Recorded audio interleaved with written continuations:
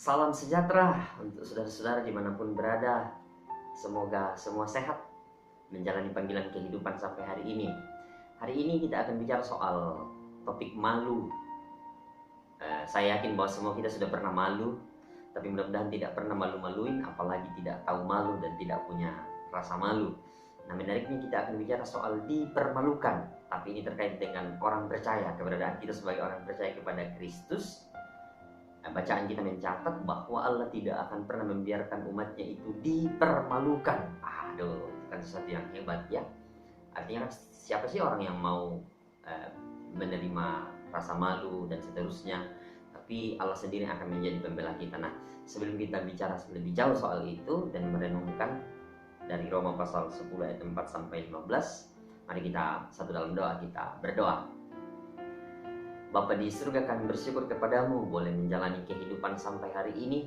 Kiranya kehidupan kami terus menjadi persembahan yang berkenan di hadapan Tuhan. Kami bersyukur kami mendapatkan lagi kesempatan untuk duduk di sekitar firman-Mu, merenungkannya. Kiranya dalam tuntunan Roh Kudus, kami mohon kepadamu, bersabdalah, karena kami semua telah bersedia mendengarkan Engkau.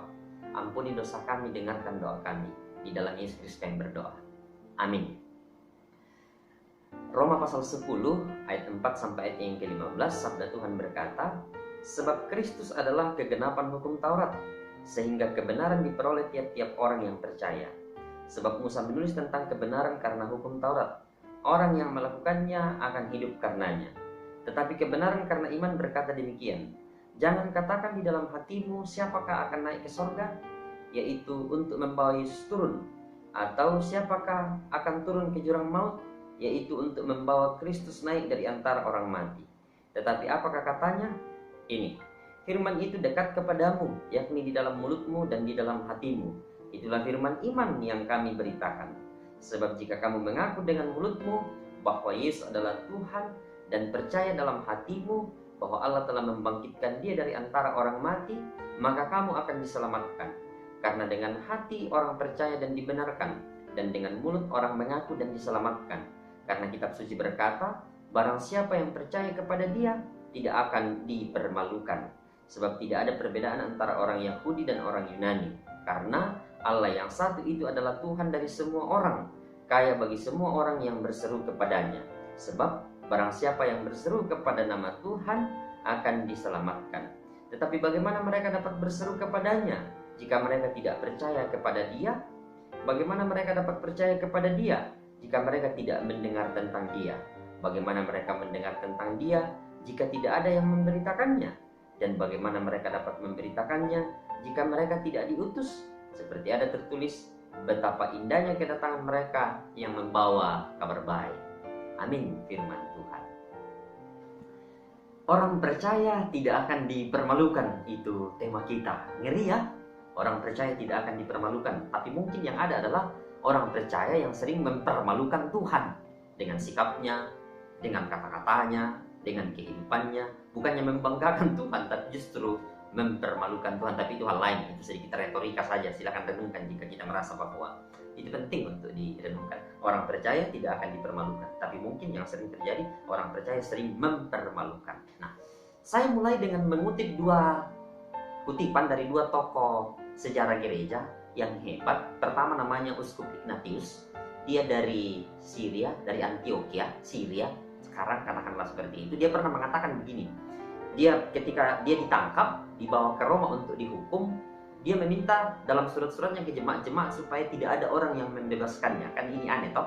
Kalau orang ditangkap untuk dihukum, berusaha untuk dibebaskan, berusaha meminta bantuan supaya dia bebas. Ignatius justru berbeda. Ketika dia akan dibunuh, dihukum pada tahun 110 Masehi, dia mengirim surat supaya jangan ada orang yang berusaha membebaskan dia. Dan salah satu kutipan yang hebat dalam surat-suratnya adalah, kenapa saya tidak mau kamu bebaskan? Karena ku cari Dia yang telah mati untuk kita, dan kurindukan Dia yang telah bangkit untuk kita. Jadi dia dalam proses itu sangat bersemangat karena dia tahu bahwa dalam perjalanannya untuk dihukum, dia sementara mencari pribadi yang pernah mati, tapi sekaligus merindukan pribadi yang juga telah bangkit. Dan tentu ini orang yang sama, yakni Kristus. Itu ungkapan Ignatius ketika dia akan dihukum mati pada tahun 110. Lalu tokoh kedua namanya Polikarpus. Polikarpus ini meninggal pada tahun 156 Masehi. Dia juga seorang uskup dari Smyrna, Asia Kecil. Kalau misalnya kita sering membuka perjanjian baru, Smyrna itu ya daerah Asia Kecil. Jadi Ignatius dari Antioquia, sedangkan si Polikarpus ini dari Smyrna, daerah Asia Kecil. Kalau saudara-saudara sering membuka peta perjanjian baru. Ketika dia ditangkap, dia dibawa ke gelanggang olahraga. Dibawa ke gelanggang olahraga bukan untuk menjadi olahragawan, tapi dihadirkan banyak orang. Nah, dengan begitu banyaknya massa, sang kaisar kemudian memberinya sebuah pilihan. Si Polikarpus ini sudah diikat dan sudah ada api yang siap untuk dibakar. Umurnya ketika itu 86 tahun. Lalu kaisar mengatakan begini, "Hei Pak Tua, hei Uskup, hei Polikarpus, hei bos, ingat umurmu sudah tua moko. Sangkal itu imanmu, tinggalkan itu imanmu supaya pengikut-pengikutmu juga, ya katakanlah, menyangkal itu." Tapi apa jawab Polikarpus ketika sang kaisar mengatakan, "Halo bos, ingat umurmu, tua moko, sangkal itu iman." Dia katakan, 86 tahun aku mengabdi kepadanya, kepada Kristus maksudnya, dan selama 86 tahun itu pun tak sekalipun dia yang kulayani itu berbuat salah kepadaku, tak sekalipun. Bagaimana mungkin aku akan mengumpat raja yang menjadi keselamatanku? Bayangkan. Usianya sudah 86 tahun, sudah sangat sepuh menurut ukuran kita kan. Tapi ketika dia diminta untuk menyangkal imannya, seorang yang sangat tua renta berani menantang kaisar di depan banyak orang. 86 tahun aku mengabdi kepadanya dan tak sekalipun dia berbuat salah kepadaku. Bagaimana mungkin aku akan mengumpat sang raja keselamatanku kan? Bayangkan itu. Catatan menarik yang pertama yang bisa kita pelajari dari situ begini. Nyaris dalam perjalanan sejarah gereja, semua tokoh-tokoh utama gereja itu yang kemudian ditangkap dan dipertontonkan untuk dianiaya di depan umum. Kalau kita bertanya, mengapa sih para tokoh-tokohnya yang ditangkap? Tentu itu punya sisi efek jerah bagi para pengikutnya kan. Kira-kira kan sedangkan pemimpinnya kami tangkap dan juga bisa menyangkal imannya, lalu kemudian dipertontonkan, ya karena itu tidak usah mengikuti kekristenan lagi. Jadi para pemimpin itu ditangkap, dipertontonkan untuk dianiaya, dihukum dan sebagainya, dibunuh untuk sedikit menjadi efek jerah. Sederhananya kan kira-kira jika ingin menaklukkan gereja, mulai dari kepalanya, maka pada saat yang sama bagian-bagian tubuhnya, bagian-bagian anggotanya itu juga akan ya luntur, hancur dan seterusnya. Tapi untuk melenyapkan dan menghilangkan gereja, upaya itu tidak berhasil. Kenapa? Karena dengan gagah beraninya para pengikut Kristus itu menantang maut pada saat dituntut untuk menyangkal imannya. Jadi dipanggil untuk menyangkal imannya supaya kemudian gereja dilumpuhkan, gereja dihancurkan. Tapi orang-orang yang berpengaruh ini, tokoh-tokoh gereja ini yang dipanggil supaya gereja bisa lumpuh, justru sebaliknya gereja semakin kuat dengan kematian mereka. Nah, itu kan sesuatu yang aneh. Dipanggil supaya gereja lumpuh, tapi dengan dipanggil dan dibunuh supaya gereja lumpuh, justru gereja menjadi semakin kuat. Katakanlah contoh ambil Polikarpus. Ketika dia sudah dibakar karena dia tidak menyangkal imannya, maka catatan dari para orang-orang Kristen di masa itu, kita bisa membaca bahwa justru api yang membakar tubuh Polikarpus ini dilihat seperti seolah-olah kubah yang justru melindungi si Polikarpus. Dan yang paling aneh adalah raut wajah Polikarpus ketika dia dibakar dalam tengah-tengah api itu justru tidak ada jeritan, tangisan, teriakan, tapi raut wajah sukacita luar biasa. Bayangkan di rentan usia yang sudah sangat renta, sudah sangat tua ketika dia dibakar, tapi wajahnya justru luar biasa berseri-seri dan bersukacita. Dan justru keadaan itu yang membuat para penganiayanya, para kaisar dan penonton yang ketika itu berniat untuk meruntuhkan dan mempermalukan gereja, justru mereka yang tertunduk malu. Dan karena itu justru semakin banyak orang menjadi mengikut Kristus karena pembakaran itu. Bahkan ada yang mengatakan ketika tubuh Polikarpus itu dibakar, harumnya itu seperti bau kemenyan yang sementara dipersembahkan kepada Tuhan. Ya jangan katakan kan daging yang dibakar, apa bedanya kalau daging babi lagi dibakar kan? Harumnya itu aduh menggoda selera. Saya jadi lapar ini membuat renungan hari ini mengingat itu. Dibakarlah, dianiayalah, berhadapan dengan binatang buas. disaliblah, dan berbagai siksaan hebat lainnya. Itu dialami oleh para tokoh gereja. Kan dalam pikiran para penguasa, dengan menginginai para tokoh gereja lalu menginginai orang-orang Kristen di depan umum, itu bisa ya tidak akan mereka kembangkan lagi kekristenan itu, karena ya siapa yang tidak takut pada siksaan seperti itu, berhadapan dengan binatang buas, dibakar, disiksa, dianiaya dengan macam-macam modelnya. Para penyiksa itu yang kemudian justru tertunduk malu dan akhirnya ya sudah menjadi pupuk bagi kekristenan. Itu catatan yang menarik penting dalam proses sejarah. Nah, dalam proses penganiayaan seperti itulah catatan Paulus dari ayat 9 sampai 10 bacaan kita tadi mengatakan begini: sebab jika kamu mengaku dengan mulutmu bahwa Yesus adalah Tuhan dan percaya dalam hatimu bahwa Allah telah membangkitkan Dia dari antara orang mati, maka kamu akan diselamatkan. Karena dengan hati orang percaya dan dibenarkan, dan dengan mulut orang mengaku dan diselamatkan. Jadi pengakuan dalam hati percaya bahwa Kristus adalah Tuhan dan Juru Selamat, dan pengakuan dalam mulut, kalau dalam situasi baik-baik saja kan enak saja kita lakukan. Tapi justru ketika penganiayaan, penghambatan itu hebat, itu yang menjadi penting, menjadi prinsip untuk direnungkan. Nah, apa yang terkandung dalam kedua tokoh yang kemudian saya sebutkan tadi, kalau kita melihat pernyataannya, jelas bahwa dalam hati mereka ada Kristus yang mereka percaya. Ku cari Dia, ku rindukan Dia. Dan yang kedua, tidak mungkin aku mengumpat raja keselamatanku. Artinya dalam hatinya mereka memang sudah sangat percaya dengan yakin dan dengan sepenuh hati, meskipun harus berhadapan dengan maut, bahwa mereka memiliki Tuhan yang akan menyelamatkan mereka. Kan begitu. Tapi bagaimana kita tahu bahwa di dalam hati kedua tokoh ini yang saya sebutkan tadi, bahwa memang ada iman yang percaya kepada Kristus? Ya karena mereka mengungkapkannya kan. Mereka menuliskan suratnya dan mereka mengungkapkan kata-kata ketika mereka disiksa. Artinya mereka menggunakan mulutnya untuk menunjukkan isi hatinya, kan begitu. Mereka menggunakan kata-katanya untuk menunjukkan, menerjemahkan apa yang ada terkandung di dalam hatinya. Isi hati mereka ketahuan karena mereka mengakuinya. Nah, katakanlah ya seorang laki-laki yang lagi falling in love, lagi rono love, orang Toraja bilang, lagi jatuh cinta, itu kan baru perasaan, baru ada di sini. Tapi jika tidak diterjemahkan dengan kata-kata, tidak diwujudkan dalam kalimat, orang Toraja katakan itu bisa bumokok dalam hati, bisa basi dalam hati. Akhirnya ya sudah, karena hanya tersimpan di sini, tidak diterjemahkan di sini. Nah, siapa langkan? Maksudnya disalib di tikungan. Karena cuma dalam hati ya, dan dalam banyak contoh yang lain tentu masing-masing kita punya pengalaman mengenai hal tersebut. Meskipun sebaliknya dalam banyak kesempatan hati dan mulut sering tidak searah ya, atau kita yang sering membuatnya, lain di hati, lain di bibir kita. Dalam hati ingin rasanya mencengkram lawan bicara kita, kita sudah sangat jengkel sama lawan bicara kita, tapi apalah daya, dia atasan kita, ya sudah enggepa, enggebu, dan padahal sebenarnya dalam hati sudah sangat berkecamuk ingin meruntuhkannya. Nah, jika terkait dengan iman, soal mengaku dengan mulut dan percaya dengan hati, sangat menarik kalau misalnya kita mau memperhatikannya. Saya sedikit membuat simulasi kalimatnya seperti ini. Silakan lihat di mana, pada poin mana kita masuk. Orang yang kuat imannya dalam hati dan mengakuinya dengan mulutnya, oh itu orang yang punya mau dan mampu. Kan gitu, punya mau dan mampu untuk kemudian menyatakan imannya. Orang yang kemudian kuat imannya dalam hati tapi tidak mengakui imannya itu di depan banyak orang dalam banyak situasi, itu orang yang mau tapi malu. Kan begitu. Orang yang mau, hatinya kuat sekali tapi malu. Malu karena apa? Tidak enak sama temannya dan seterusnya. Saya pernah beberapa kali menjumpai, kenapa kau tidak berdoa? Nanti lagi di rumah. Kenapa di rumah berdoa? Tidak enak cuma berdoa di warung di sini. Tidak semua orang Kristen di sini. Apakah saudara pernah punya pengalaman yang sama? Ya, silahkan direnungkan.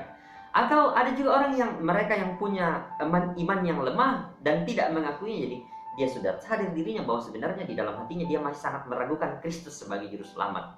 Tapi juga tidak mengakuinya bahwa memang dia imannya lemah, hanya karena satu dan lain hal dia tetap saja menunjukkan pergi ke gereja, menunjukkan peran tanggung jawabnya sebagai anggota jemaat, padahal di dalam hatinya itu rapuh sekali tentang imannya kepada Kristus tapi tidak pernah mengakuinya. Itu orang yang lagi malu-maluin. Sebenarnya dalam hati tidak pernah secara sungguh menyerahkan diri pada Kristus, lemah, dan pada akhirnya juga memang tidak pernah mengakui bahwa dia lemah. Itu orang yang malu-maluin. Terakhir ada orang yang tidak beriman dan tidak mengakui, tapi dia mau diakui di depan orang. Ini yang paling lucu. Tidak beriman, juga tidak mau mengakui, tapi mau diakui sebagai orang yang beriman. Itu orang yang tidak tahu malu atau tidak punya rasa malu. Silakan renungkan kita ada di mana. Paulus mengajarkan soal konsep keselamatan dalam Kristus diperoleh dengan percaya, hati, dan pengakuan, confession, konfesi, mulut. Jika sedikit menoleh ke belakang kan jelas. Alasan Paulus menjelaskan bagian ini karena ada tarik-menarik antara peran Taurat dalam keselamatan dan peran Kristus. Jadi ini di sini akan sedikit menarik jika kita memperhatikan mengapa Paulus mengetengahkan soal bacaan kita, karena ada tarik-menarik antara peran Taurat nih, hukum Taurat, dan peran Kristus dalam bagaimana kita diselamatkan. Nah, bagi Paulus, Kristus itu dikatakan sebagai kegenapan hukum Taurat. Perhatikan yang saya agak-agak pelan-pelan di bagian ini, karena ini akan sangat menjadi dogmatis sekali. Bagi Paulus dalam ayatnya yang dalam ayatnya yang keempat bacaan kita mengatakan dia adalah kegenapan hukum Taurat. Lalu dalam ayatnya yang kelima, di sana ada tentang peran Taurat dalam perspektif Musa. Orang yang melakukannya akan hidup karenanya. Jadi maksudnya adalah orang yang melakukan Taurat akan hidup oleh Taurat. Jadi Paulus katakan Kristus adalah kegenapan hukum Taurat. Di ayat 5, Paulus menguraikan bahwa Taurat itu jika dilakukan akan hidup oleh Taurat. Jika ada orang yang melakukannya akan hidup olehnya. Ini cukup pelik. Tapi saya pelan-pelan, saya coba uraikan seperti ini. Dalam perspektif Taurat, kesempurnaan itu menjadi tuntutan yang luar biasa. Jadi peran Taurat untuk menyelamatkan seseorang, tuntutannya adalah kesempurnaan. Ingat ya, tuntutan Taurat untuk dilaksanakan adalah kesempurnaan. Itu menjadi tuntutan. Harus sempurna melakukan Taurat kalau mau selamat. Jadi kalau kita mau selamat, harus utuh ini, sempurna dilakukan. Kalau ada 1 atau setengah atau 2 atau 3 dari hukum Taurat ini kita tidak lakukan, ya kita tidak akan pernah selamat. Kita tidak akan sempurna, dan karena itu kita tidak akan pernah menjadi bagian dari orang-orang yang diselamatkan. Taurat itu jika ada yang tidak dikerjakan, maka kematian atau kecelakaan menjadi bagian kita. Kan begitu. Nah, dalam pasal 7 dan 8 kitab Roma, Paulus mengatakan secara naluri, insting spiritual atau keinginan, kita ingin sempurna melakukan Taurat itu. Jadi dalam hati, dalam pikiran, dalam kehendak kita ingin sempurna melakukan Taurat ini. Tapi dalam realitanya sangat jauh dari sempurna. Jadi kita sangat ingin supaya kita menjadi sempurna melakukan hukum Taurat. Tapi dalam realitanya Paulus katakan sangat tidak bisa. Saya kutip satu kesaksian Paulus dari Roma pasal 7 ayat 19. Ketika dia mengatakan begini. Sebab bukan apa yang aku kehendaki yang aku berbuat, melainkan apa yang tidak aku kehendaki, yang jahat yang aku berbuat. Kan jelas sekali. Dalam pikirannya Paulus dia ingin sempurna melakukan Taurat. Tapi dalam tangannya, dalam kakinya, dalam mulutnya, dalam kedagingannya, dalam fleshly itu justru dia sangat jauh dari bagaimana dia melakukan Taurat itu dengan sempurna. Kan di sini jelas. Saya mau melakukan Taurat tapi saya tak mampu. Dan saya tidak pernah malu meski saya gagal melakukan tuntutan Taurat. Dan karena saya gagal, ya tidak mungkin saya selamat kan? Kan begitu. Taurat dilakukan untuk menjadi jalan keselamatan. Tapi kalau saya tidak sempurna, maka bukan keselamatan, tapi kecelakaan yang akan saya dapatkan. Dan tidak akan pernah sempurna. Karena hanya sebatas keinginan untuk sempurna melakukannya, tapi daging saya tidak akan pernah bisa sempurna melakukan itu. Nah, itu menjadi tuntutan. Nah, karena saya gagal, saya tidak mungkin selamat. Nah, tuntutan Allah adalah sempurna. Artinya jika kita mau mendasarkan keselamatan pada tuntutan Taurat, pada tuntutan kesempurnaan berdasarkan hukum Taurat, maka dengan kata lain, tidak akan ada pernah kita yang bisa hidup bersama-sama dengan Allah. Karena tuntutan Taurat itu sempurna. Nah, sederhananya gini, saya mencoba untuk menerjemahkannya. Artinya jika kita mau mendasarkan keselamatan pada itu, maka dalam perspektif ini Paulus kemudian mengubah dalam Kristus keselamatan itu menjadi karunia, anugerah, atau yang sering kita sebut dengan sola gratia. Saya artikan sederhana seperti ini. Selama ini saya berusaha untuk memenuhi tuntutan Taurat. Dan itu Taurat juga adalah bagian dari hukum Allah. Ini Taurat, katakanlah ini Taurat adalah hukum Allah. Dan saya berusaha sempurna untuk hidup bersama-sama dengan Taurat ini. Kan untuk hidup bersama dengan Allah, saya harus sempurna melakukan. Ini jembatannya. Taurat ini adalah jembatan untuk hidup bersama dengan Allah. Tapi ternyata saya gagal sempurna berdasarkan hukum Taurat itu. Karena itu saya tidak akan mungkin hidup bersama dengan Allah. Karena saya tidak mampu sempurna melakukan ini. Karena itulah Kristus datang untuk menggenapkan. Jadi ini Taurat menjadi jembatan untuk sampai kepada Allah. Tapi tidak mampu saya lakukan. Ya karena itu Tuhan Yesus datang untuk mencukupkan menggenapkan supaya penuhlah jembatan ini kepada Allah. Karena kita tidak mampu kan? Sekali lagi, ini Taurat awalnya menjadi hukum Allah untuk hidup bersama Allah. Tapi karena tidak cukup bagi manusia. Kenapa tidak cukup? Karena manusia tidak akan pernah bisa melakukannya. Karena itu Kristus datang mencukupkan supaya jembatannya menjadi terhubung dengan baik melalui Kristus untuk hidup bersama dengan Allah.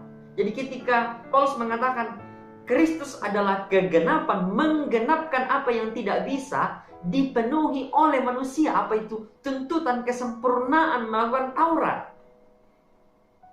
Jadi Kristus menjadi kegenapan dalam arti karena manusia tidak bisa sempurna, maka Kristus datang menyempurnakan tuntutan Taurat menjadi jembatan keselamatan bagi Allah. Bukan lagi Taurat ini, tapi di dalam Kristus yang telah mencukupkan, menggenapkan, dia menjadi jembatan baru untuk hidup dengan Allah. Kristuslah yang menggenapkan kegagalan kita. Kristuslah yang mencukupkan fail kita untuk kemudian hidup bersama Allah. Karena Kristus yang selesaikan tuntutan Taurat itu, maka jembatan untuk hidup dengan Tuhan bukan lagi melalui Taurat, tapi melalui Kristus. Itulah yang dimaksudkan Paulus, Kristus menjadi kegenapan Taurat. Artinya, Kristus sendiri dan satu-satunya yang mampu berdiri sempurna memenuhi seluruh tuntutan Taurat itu. Konsep keselamatan ini yang kemudian Paulus katakan untuk hidup bersama dengan Allah sekarang dengan iman, bukan lagi dengan tuntutan Taurat. Kan itu ada dalam ayatnya yang ke-6 sampai ayatnya yang ke-8 dalam bacaan kita tadi. Untuk hidup dengan Tuhan, bergaul bersama dengan Allah dan selamat bukan lagi dengan tuntutan ini, karena Kristus sudah menyempurnakannya, tapi juga melalui Kristus semata. Ukuran kita untuk sempurna di hadapan Allah adalah iman pada Kristus, bukan Taurat. Jadi silakan tanya hatimu bagaimana imanmu, silakan periksa bagaimana kesaksian melalui mulutmu. Tapi jangan salah, ada begitu banyak orang yang kadang-kadang salah terjemahan soal Kristus sudah menyelamatkan kita melalui dirinya. Karena itu Taurat tidak dibutuhkan lagi. Kristus telah menjadi jembatan keselamatan bersama-sama dengan Allah. Karena itu Taurat tidak dibutuhkan lagi. Hukum Taurat itu sudah tidak penting. Kan tidak dikatakan Kristus datang mengganti hukum Taurat, tapi dia mencukupkannya. Artinya hukum-hukum Allah ini tetap berlaku pada kita kan. Mau bagaimana kehidupan kita, mau perilaku moral kita kan tidak bermasalah lagi. Karena Kristus telah menjadi keselamatan kita. Wah, ini namanya cari penyakit. Saya sering mengilustrasikan seperti ini. Anggaplah saudara-saudara seorang yang telah selesai pendidikan di SMA atau bahkan mungkin telah selesai kuliah. Nah, sebagai seorang yang telah menyelesaikan pendidikan di tingkat SMA atau di tingkat kuliah, bersediakah saudara-saudara untuk kemudian disuruh lagi menggunakan baju TK, anak-anak TK, dan belajar di ruang TK bersama dengan anak-anak taman kanak-kanak? Bersediakah saudara-saudara seperti itu? Artinya, ia mendaftar menjadi anak TK padahal sudah selesai SMA dan sudah sarjana. Ini dalam pemahaman normal ya, bukan dalam arti kepentingan film atau lapang. Mau tidak jika saudara-saudara sudah 40 tahun, 50 tahun, 60 tahun lalu disuruh masuk TK lagi, menggunakan baju TK, pakai compeng, dan seterusnya. Mau saudara-saudara? Kan tidak mungkin. Kan kita akan katakan, enggak, level lah, malu-maluin saja. Masa saya sudah selesai SMA, saya mau disuruh lagi masuk TK? Persis sama seperti itu. Jadi kalau saya sudah beriman kepada Kristus, saya telah memperoleh hidup baru, saya telah memperoleh kebiasaan baru, saya telah memperoleh pemahaman baru. Karena itu tingkat hidup saya yang TK tidak mungkin lagi saya mau jalani, karena saya sudah naik kelas, karena saya sudah di tingkatan yang lebih lagi. Jadi tidak mungkin lagi saya mau kembali menjadi seorang anak TK. Kan begitu, ini disebut hidup baru dalam keselamatan yang kemudian menjadi bagian dari tanggung jawab kita. Model atau bentuk keselamatan seperti inilah yang pernah dibahasakan ulang oleh Karl Barth, seorang teolog abad ke-19. Dia katakan begini, dalam agama-agama sangat nyatalah bagi kita bagaimana upaya manusia itu memegang peranan penting untuk mencari Allah dan sampai kepada Allah. Dan itu kita sudah lihat tadi kan tidak bisa. Tapi di dalam Kristus sangat nyata digambarkan bagi kita bahwa Allah lah yang datang mencari manusia. Bayangkan itu. Jadi dengan jelas sekali perbedaannya. Kalau dalam agama-agama, dalam perspektif keyakinan lain, upaya manusia lah yang dikedepankan untuk kemudian tiba kepada Allah. Tapi dalam Kristus, Allah lah yang kemudian datang mencari anaknya. Jauh sekali kan? Beda sekali. Nah, kalau dikatakan Allah yang datang mencari anaknya, Allah yang datang mencari manusia, kayak itu Allah tidak ada pekerjaannya. Memangnya dia tidak bisa temukan itu manusia, kenapa harus datang mencari? Kan kadang-kadang catatan-catatan seperti itu suka atau tidak terima atau tidak. Konsep seperti ini sering mendapatkan beberapa kritikan, catatan atau gugatan iman dari beberapa orang. Bukan hanya orang yang tidak kenal kekristenan, tapi juga orang yang katanya dulu Kristen lalu meninggalkan kekristenan. Catatannya macam-macam kepada kita kadang-kadang. Katakanlah yang seperti yang saya sudah sampaikan tadi, atau katakanlah seperti masa Allahnya orang Kristen itu menjadi manusia. Kayak kurang kerjaan saja itu Allah mau datang mencari manusia dan menjelma menjadi manusia. Atau kayaknya Allah orang Kristen itu Allah yang lemah, tidak punya kekuatan. Apa buktinya? Masa dia disiksa? Masa dia didera? Masa dia diludahi? Masa dia diinjak-injak? Masa dia disalibkan? Masa dia dibunuh? Adakah Allah yang begitu? Allah apaan itu? Kadang-kadang kita mendapat gugatan-gugatan iman seperti itu. Atau Allah kok dilahirkan, punya ibu, dan banyak catatan-catatan yang lain. Dan kadang-kadang kita mendengarkan ungkapan-ungkapan seperti itu. Apakah catatan-catatan seperti ini, atau umpatan-umpatan seperti ini, atau gugatan-gugatan seperti ini kadang-kadang membuat kita malu mengakui Allah kita? Atau apakah ungkapan-ungkapan seperti ini, cercaan-cercaan seperti itu membuat kita takut mengakui Allah kita? Nah, kadang-kadang makanya kita agak-agak sembunyi menyatakan identitas kita, ya karena itu nanti takut kita ditanya, saya dengar itu Allah dilahirkan, siapa bapaknya, siapa bidannya, dan seterusnya, beginilah.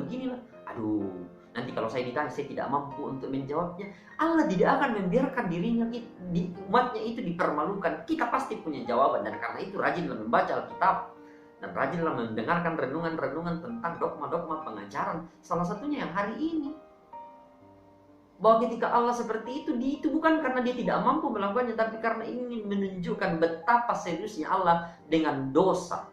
Dia tidak main-main dengan dosa dan kematian, dan karena itu dia rela untuk kemudian menunjukkan kasih yang luar biasa itu, mengganti kematian kita dengan kematiannya, supaya dalam kematian kita, dalam kekekalan kita juga hidup bersamanya. Dan karena kita sudah berusaha sempurna di dalam Taurat tapi tidak bisa, jadi Allah akan menjaga kita. Percaya itu. Dalam banyak catatan sejarah ada begitu banyak orang-orang yang justru berusaha untuk menutupi kebenaran Kristus, yang pada akhirnya ya berusaha untuk mempermalukan Kristus, mempermalukan orang-orangnya Kristus, tapi ujungnya mereka lah yang malu dan dipermalukan. Tidak perlu jauh-jauh, kita lihat saja Petrus misalkan, malu mengakui Kristus. Apa yang terjadi? Dia menyesal dan nangis-nangis. Kan 3 kali itu ditanya. Bahkan kalau beberapa versi centeng misalnya Markus dan Lukas, kan di sini dikatakan hamba perempuan. Hamba pun yang bertanya kepadanya, dia malu karena takut dipermalukan, kan juga seperti itu. Jangan sampai kalau Petrus ketahuan, ya dia takut dipermalukan di depan banyak orang. Ini juga temannya, lihat itu temanmu di sana lagi disiksa, kan takut dipermalukan. Tapi pada akhirnya kan dia menyesal, nangis. Atau katakanlah Yudas Iskariot, pada akhirnya kan juga karena ya dalam banyak catatan, dalam banyak alasan, dia pada akhirnya juga mengambil jalan yang salah. Tapi coba lihat Stefanus, ketika dia dihina untuk dipermalukan di depan banyak orang, dia bertekuk lutut berdoa, dan dia malah mengatakan, saya melihat langit terbuka dan rohku diangkat oleh Allah, hidupku diangkat oleh Allah. Bayangkan itu. Dan banyak catatan-catatan lain sejarah yang lain seperti yang saya katakan tadi, misalnya Ignatius, Polikarpus, dan banyak lagi pribadi-pribadi yang lain dalam gereja Toraja. Misalnya ada Antoni van der Losterecht yang kemudian menjadi martir pertama pada 1917, atau juga pendeta Sangka Palisungan yang dibunuh karena Injil, dan banyak lagi pribadi-pribadi yang lain, atau mungkin ada di sekitar kita. Tapi mereka begitu gigih mempertahankan imannya, dan Tuhan menyatakan bahwa mereka tidak akan pernah dipermalukan. Orang percaya kepadanya tidak akan pernah dipermalukan kalau dia sungguh-sungguh dengan hati dan dengan kesaksian mulutnya, berani dengan tegas dimanapun dia berada, menyatakan bahwa Kristus telah mati dan bangkit untuk menjadi jalan keselamatan bagi segenap umat manusia. Itu tugas saudara-saudara. Tuhan memberkati, Roh Kudus senantiasa akan menguatkan. Amin. Kita berdoa. Bapa di surga, kami bersyukur boleh merenungkan sabda-Mu. Tuhan dimuliakan. Kiranya Tuhan terus berkarya bagi kami. Hati kami senantiasa dipenuhi pengajaran bahwa Kristuslah menjadi jalan keselamatan yang telah mati dan bangkit untuk kami. Dan karena itu dimanapun kami berada, kami berani menyatakan kesaksian itu, bahwa Kristuslah Tuhan kami, Yesuslah Allah kami, yang menjadi satu-satunya jalan keselamatan dan hidup bagi segenap umat-umat yang percaya. Dan kami percaya bahwa dimanapun kami berada, betapapun beratnya tantangan hidup kami tidak akan dipermalukan, karena ada Roh Allah yang akan senantiasa melingkupi kehidupan kami sepanjang masa. Terus kami berdoa untuk kehidupan kami, tolonglah kami Tuhan. Terus kami berdoa bagi saudara-saudara kami yang sakit, Tuhan sembuhkan. Jika ada yang berduka, Tuhan hiburkan mereka. Berkati pemerintah kami, berkati setiap upaya kami untuk menjalani cita-cita kami dengan baik. Dengarkan doa kami, di dalam Yesus Kristus kami berdoa. Amin. Hai guys, terima kasih sudah nonton video kali ini. Dan jangan lupa subscribe channel kali ini. Dan jangan lupa nyalakan tanda loncengnya agar kalian mendapat notifikasi dari video selanjutnya. Oh iya, jangan lupa like video kali ini dan share sebanyak-banyaknya ke teman-teman kalian semua. See you next time guys, dadah.